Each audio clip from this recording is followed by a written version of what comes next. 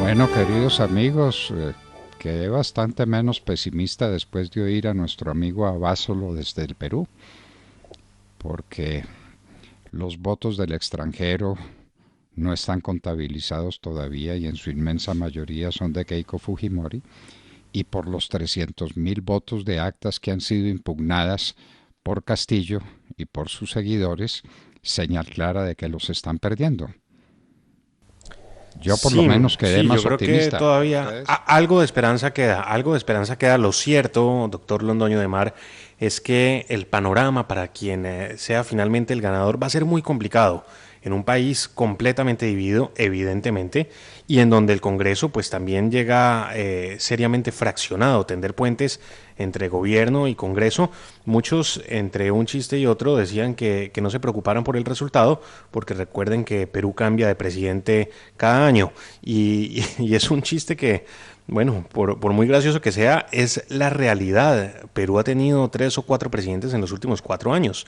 El Congreso tiene unas facultades muy amplias que le permiten hacer unas mociones de censura a los presidentes y sacarlos corriendo rapidito. Entonces, pues bueno, vamos a ver en qué termina este drama que se vive minuto a minuto con el conteo de actas en Perú. Pero es cierto, doctor Londoño, falta esperar que termine el conteo con las actas de los peruanos viviendo en el extranjero.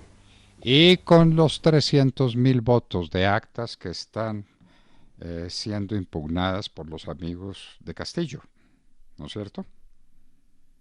Sí, señor. Bueno, ¿usted tenía en cuenta esas actas? Yo no tenía ni idea que esas actas existían.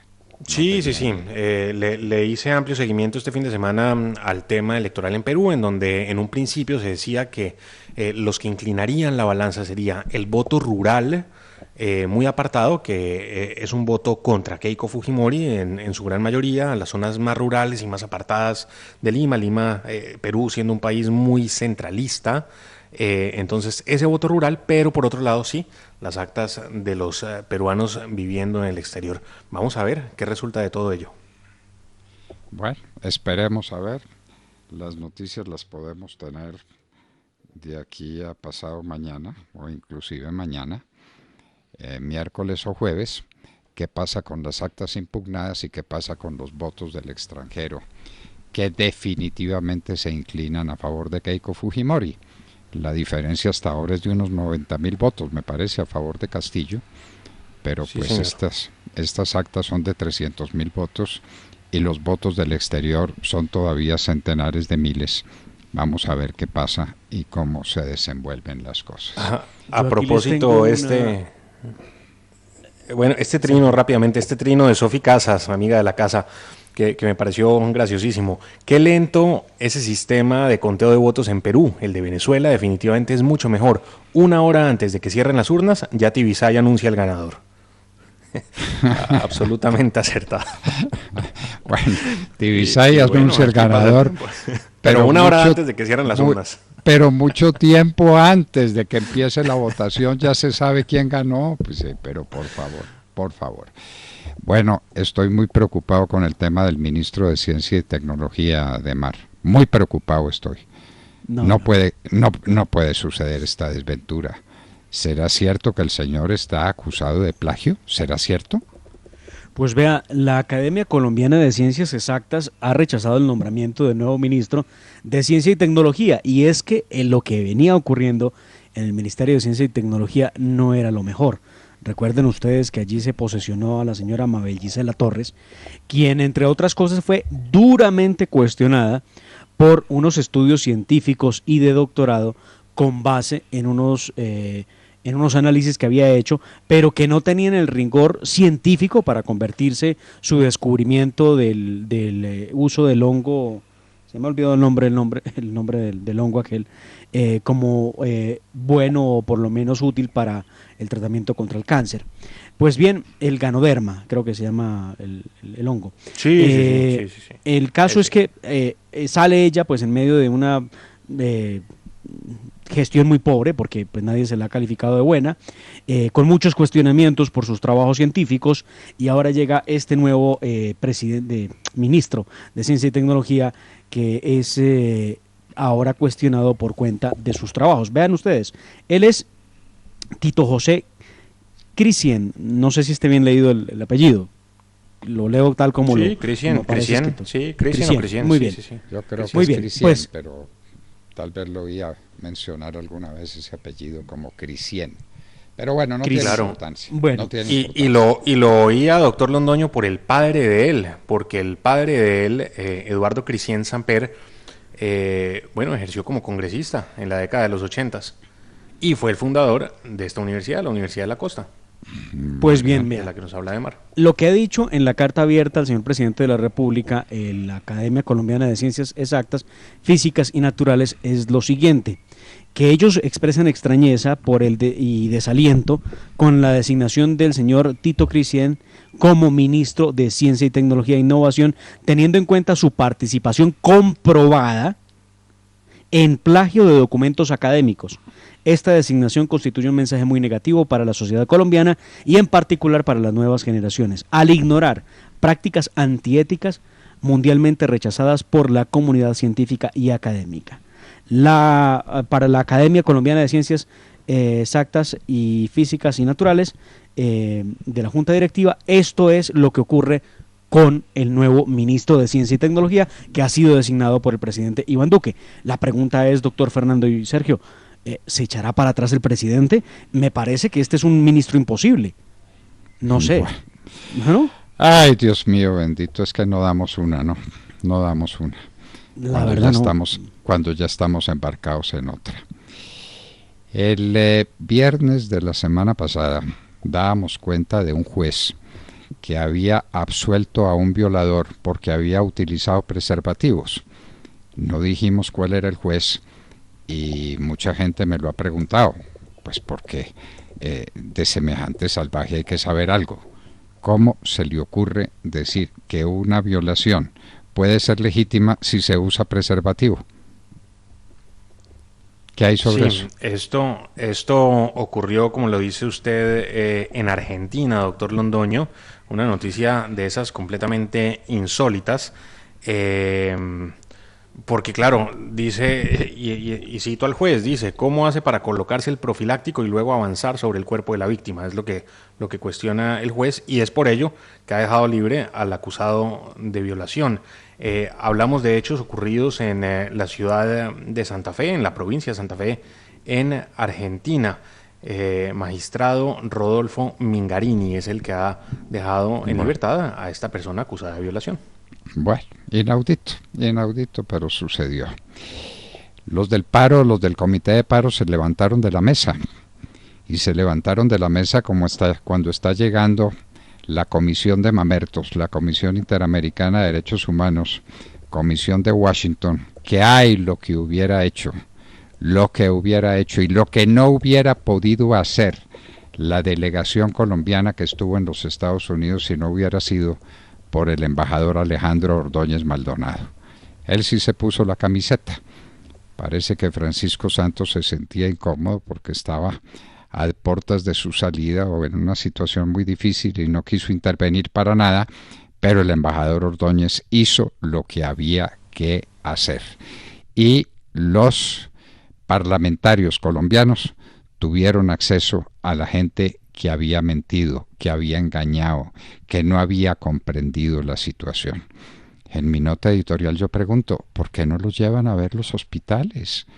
Es que los hospitales están a reventar no por casualidad, es por obra de estos desalmados que lanzaron a una idiotez a estos jóvenes que gritan, que bailan, que tocan tambor, que hacen toda clase de cosas, que levantan barricadas, que no dejan mover los camiones. Y todo eso tiene un precio. El precio se está pagando en los hospitales. Por Dios, y yo me pregunto, ¿habrá alguien tan desalmado que no se conmueva ante la visión de los hospitales colombianos? ¿De la mayoría de ellos? La imbecilidad colectiva. Pero a unos niveles inenarrables. No, sí, inauditos, claro, doctor Fernando. Inauditos. No hay UCI, no hay oxígeno, la gente se está muriendo en un pasillo, no les importa.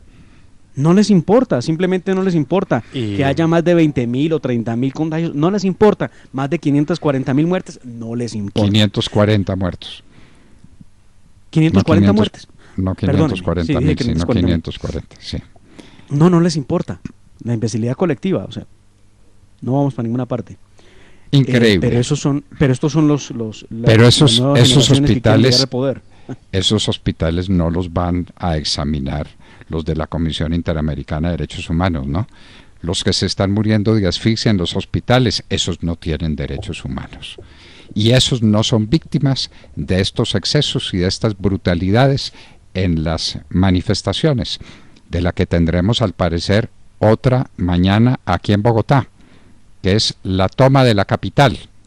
Se van a tomar otras capitales y vamos a tener otra ola de coronavirus, otra cantidad de muertos y de personas, porque ¿cuántos son los que sobreviven? ¿Con cuáles secuelas? ¿Con cuáles consecuencias para su salud futura? Eso le importa a los de la comisión, no les importa una higa, no les importa una higa. ¿Alguien les va a contar cómo es el tema del narcotráfico en Colombia? ¿Y cómo es la incidencia que el narcotráfico tiene en la tragedia colombiana y en estas marchas que están financiadas por ellos, por esos bandidos, y por eso el dinero rueda? ¿Les importa? Pues claro que no, claro que no. Bueno, pero aquí tuvimos está. como noticia y vamos a ver qué va a ocurrir. Que en la comisión que viene a Colombia, que está en Colombia, no escucharía a algunos comerciantes y algunas víctimas de la Policía Nacional. Y entonces, ¿a qué viene? ¿A escuchar la versión que les interesa, que les importa presentarle al mundo? La versión de los que dicen nos están matando y resulta que hacen terrorismo en las calles bloqueando e impidiendo que circulen medicamentos y que las ambulancias puedan llegar con los pacientes a un hospital. claro, otra vez se encarnizaron este fin de semana contra una ambulancia y de eso nadie le da cuenta a esa comisión de verificación, ¿no? Que no les interesa, Sergio, no les interesa. A ellos no les interesa sino la parte en que la policía tiene que reaccionar para defender a la población civil, para defender la Constitución, para defender a la gente, y que puede incurrir en algún exceso o en alguna equivocación o en algún hecho de fuerza. Es que el derecho es coercible. A esos de la comisión yo no sé quién les enseñó derecho. El derecho es esencialmente coercible, es decir, se tiene que hacer valer por la fuerza en caso de su violación. El derecho no se puede dejar arrastrar por el piso impunemente, porque el derecho es orden de conducta, es orden esencial para la vida, para lo que llaman el bien común. ¿Le importa eso a los de la comisión? ¿Sabrán qué es el bien común? ¿Les interesará? ¿Por qué no se dan una pasadita por Venezuela, ya que fue la señora Bachelet? Pueden pasar ellos también. ¿Y por qué no le preguntan a los 7 millones de venezolanos que tuvieron que dejar su país para buscar un plato de comida? ¿Les importa? En absoluto. Los tiene sin cuidado. Los tiene sin cuidado la situación de Cuba. A propósito, ¿cómo fue la noticia de los beisbolistas cubanos que se refugiaron en Estados Unidos? ¿Esa? Sí, se fueron a Miami, a jugar unos partidos que tenían programados y de pronto pues empezaron a salir, a desertar, que es la palabra, claro. Sí, a desertar, porque y a refugiarse precisamente en la Florida y no regresar a Cuba. Porque la vida en Cuba es tan sabrosa que la gente se tira al mar a ver si logra salir al otro lado. Y los de las delegaciones deportivas se escapan. Y se escapan porque en Cuba la pasan divinamente, de maravilla. En Cuba la gente no puede comer. En Cuba la gente no puede vivir, no puede respirar. En Cuba la gente está sometida a un régimen totalmente despótico y brutal.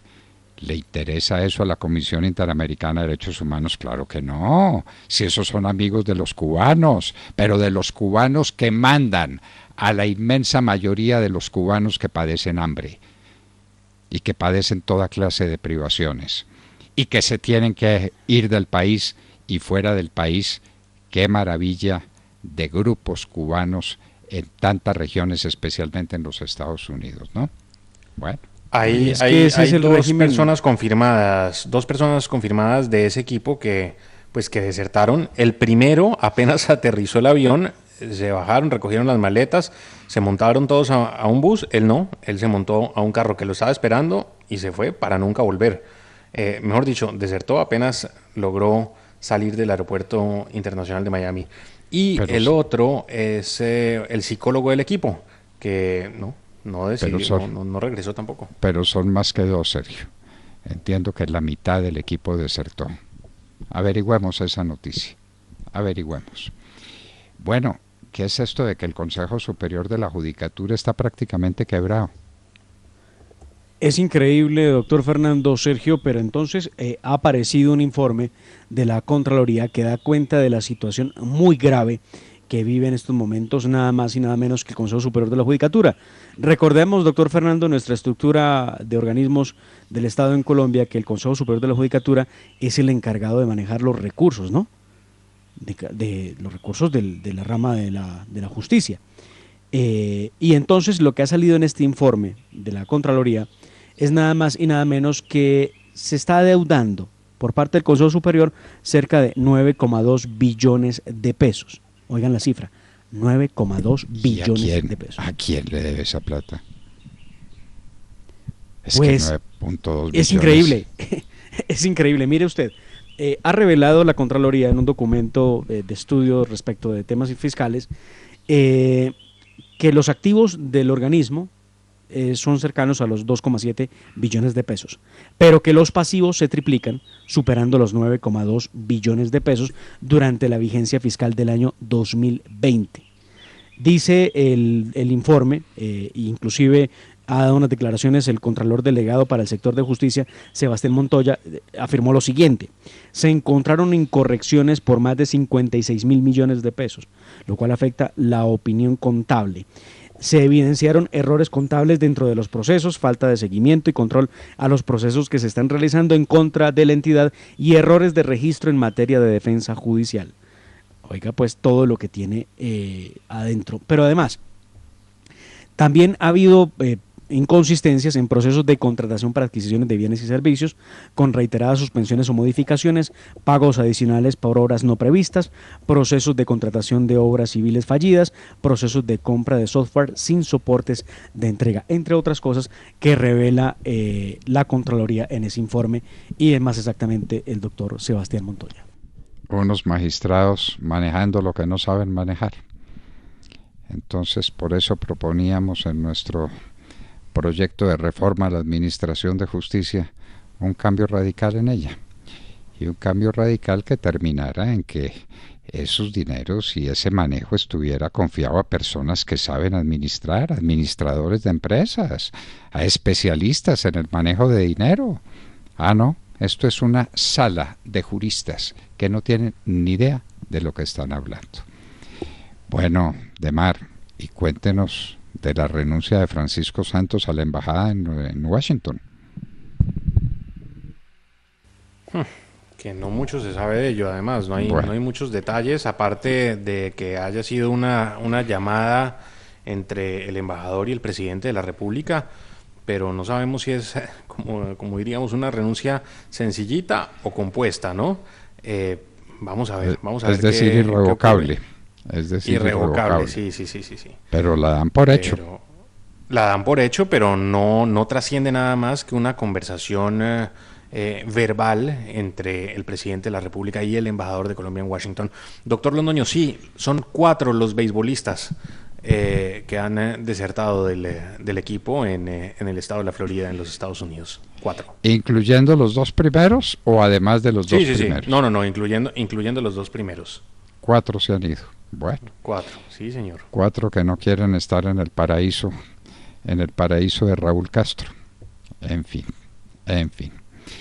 Entonces, Francisco Santos ¿es o no es embajador de Colombia en estas circunstancias? Por Dios. La delegación que fue del Centro Democrático, de parlamentarios del Centro Democrático de los Estados Unidos, para hablar con la gente, para contarles la verdad, para contar lo que allá no quieren oír y no quieren saber. Este drama que está pasando en Colombia, las sociedades científicas y gremios de la salud le piden al gobierno derogar la resolución de reactivación económica, ¿no? Sí. Verdaderamente aterrados los médicos, pidiendo un margen de maniobra y que los hospitales no se sigan llenando como ya lo están. Piden al gobierno nacional y particularmente al Ministerio de Salud que se reconsidere la reapertura, ¿no? Esa reapertura total que comienza a partir de hoy, sí con restricciones, ¿no? El tema de aforos y demás, pero lo cierto es que es una reapertura que se da justamente en el peor momento de la pandemia. Está Colombia en este momento pasando por la peor etapa de la pandemia, etapa para la que mucho se preparó, pero esos preparativos quedaron en nada. Recuerden ustedes el hospital de Corferias, ¿no? Es ese hospital el que hoy se requeriría para darle algo de margen de maniobra a los hospitales de la capital del país. Pero ese hospital duró un par de meses, nunca se utilizó, lo desmontaron creyendo que nunca lo tendrían que usar. Y bueno, un año después, justo un año después, estamos en esta situación verdaderamente dramática en la capital del país y bueno, en todo Colombia con el COVID-19. ¿Recuerdan ustedes el patrullero que se perdió? Patrullero de la policía, estaba en su día de descanso y en su moto se perdió.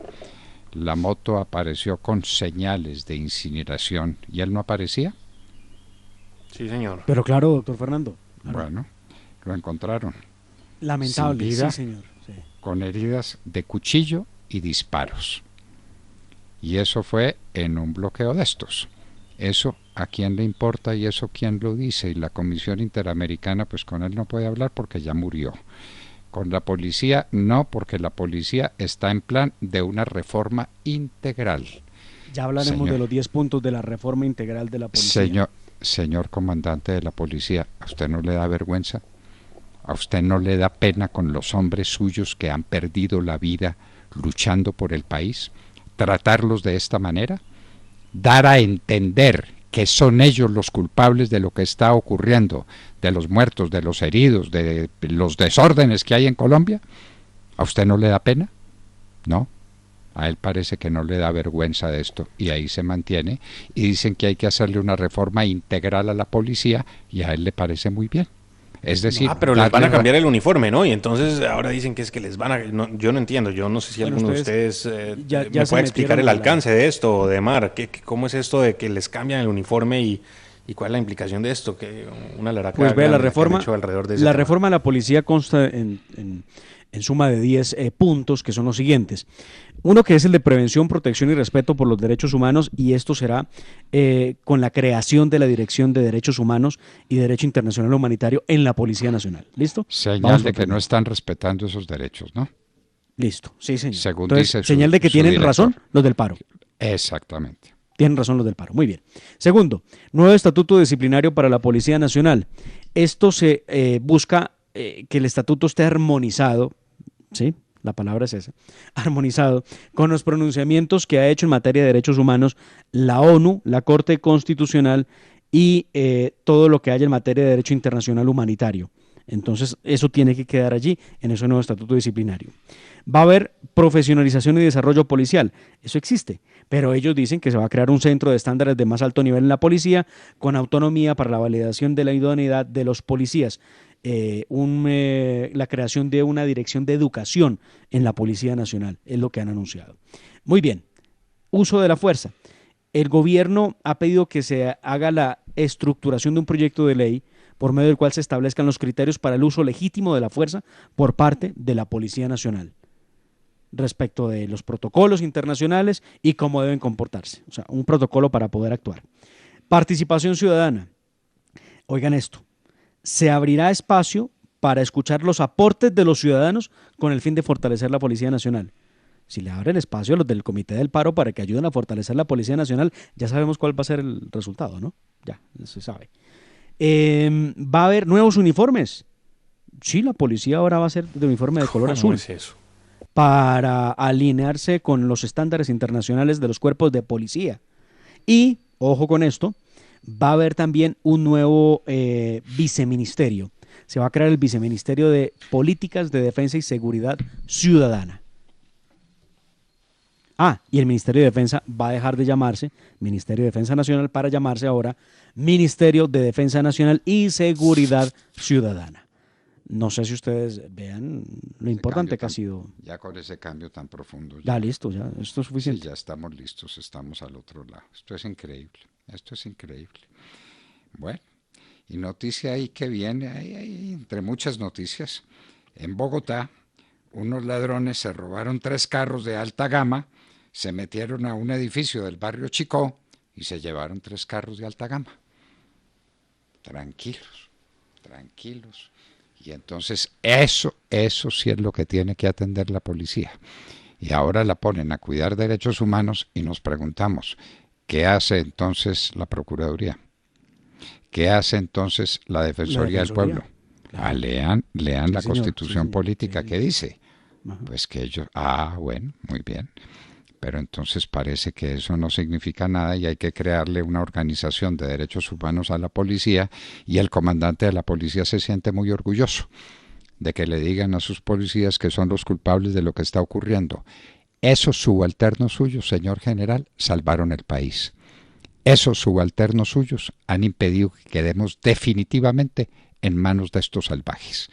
Si no fuera por nuestra policía, ¿dónde estaríamos? Eso lo sabe toda Colombia, menos usted, señor comandante, menos usted, que tiene demasiado interés en permanecer en el cargo en contra del clamor general de la gente en Colombia. Bueno, queridos amigos, y nos vamos a hablar con un invitado especial. Uno dirá, bueno, ¿y esto qué tiene que ver en medio de tantas dificultades, en medio de tantos problemas? La Casa de Poesía Silva, pues tiene mucho que ver con el país, con su tenor moral, con sus sentimientos de superación a través del arte y a través de la poesía. En un minuto, Pedro Alejo Gómez, director de la Casa de Poesía Silva, estará con nosotros en la Hora de la Verdad. Y les hablábamos al oído.